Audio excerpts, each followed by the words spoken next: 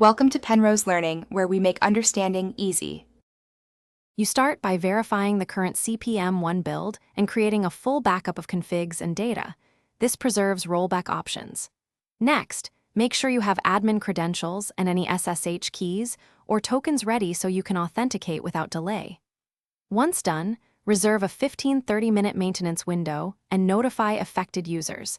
This reduces surprises. These steps speed the update and protect data, because if something fails, you'll have a tested backup and uninterrupted access to recovery tools.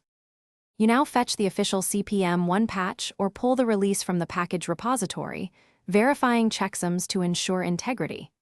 Then run pre-update checks, confirm adequate disk space, dependency versions, and that services and DB connections are healthy. Fix blockers before proceeding. Next, execute the update command and watch the output closely, following restart sequences and log messages to catch errors early. Make sure to keep a terminal open for live feedback, so you can intervene immediately if needed. You finish by running post-update validation.